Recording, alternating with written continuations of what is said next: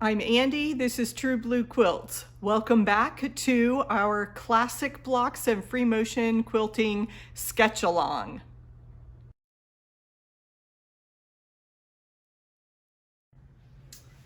Today we're going to pair our pinwheel block with some rainbow quilting. And when I think of rainbows, you can do your typical repeating arches. And the fun with this quilting design is that it starts to look like a freehand form of the Baptist fan pattern. So you can put your rainbow on an angle and just echo that line and then travel to continue. So in our pinwheel, I'm going to do a couple different variations of this.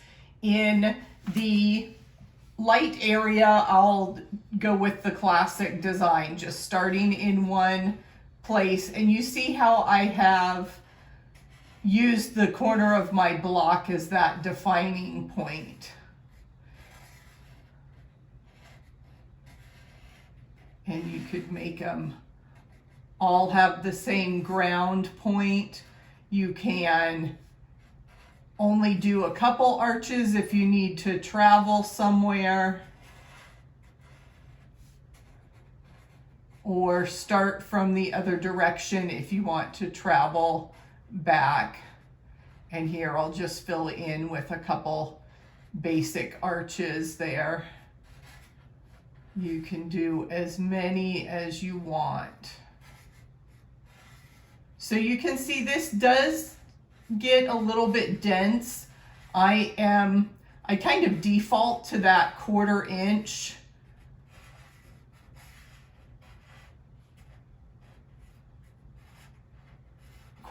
Spacing there. And then I will travel back down to the center as if I'm stitching. And then in these darker areas, I just want to practice my arcs as a single element in that pinwheel. So you want to try and keep the arcness of that. You don't want to suddenly revert to flat lines, and you don't want to get very much of a variation. You kind of want to keep that consistent curve. So I ended up here. And again, I like to start in the center of these blocks, so that's a good way to get that stitch in the ditch definition for your block. Now for this one, since I'm doing those rainbow elements, I want to make sure that I am building off each shape and filling in the space in a bunch of different directions. That's just going to make that really interesting texture with a little bit of diversity. We don't want everything to be exactly the same.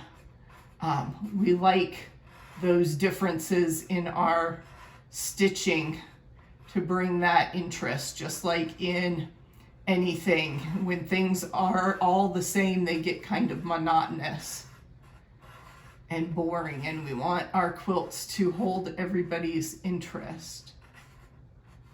And again, travel back down to the center and start with the single rainbow arches. Now, if you wanted to do all the arches at once, we could do that. So I'll travel back down to the middle and fill in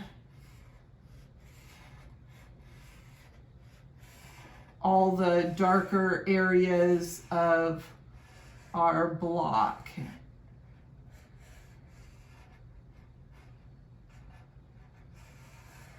And this 4th one, and I'm getting a little lazy and sloppy there. I was trying to rush and my arches started wobbling. So you want to hold your concentration as best as you can. And the other good thing about traveling around your block is you get used to stitching your rainbows all in different directions.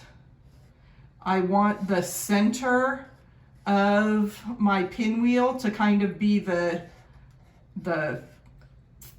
ground, and so these top halves are going to go in a different direction than the bottom. We want everything to kind of radiate out of the center there. So that's why I'm doing these rainbows and they feel upside down.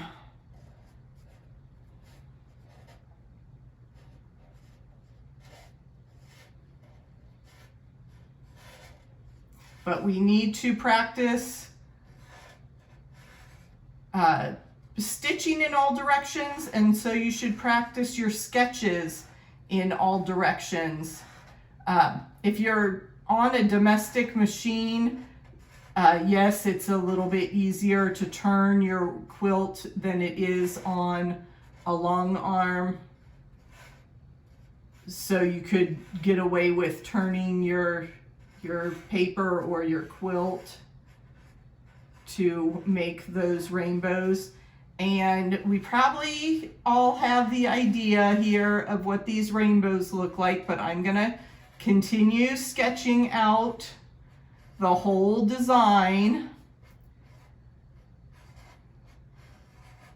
That's the point of the practice exercise, is to build that muscle memory so that these designs flow easily from our fingers and under our needle when we go to the machine.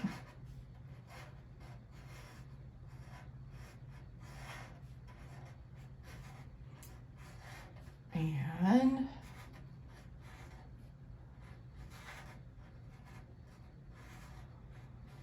all of the rainstorms that we've had in the past few weeks have been at night in the Phoenix area, so I haven't seen any rainbows lately, but there's some gorgeous pictures online. The good part of Facebook, when you can get away from all the political discussion and the news that tends to be really depressing, you can find rainbows and kittens to keep you smiling. So there we have our pinwheel block with rainbows. Share photos of your work with the hashtag #SketchTimber. I love show and tell. The companion workbook for this video series can be found at truebluequilts.com. A link is in the description below. If you would like to see more free motion quilting, please check out the video on the screen, and I'll see you in the next video.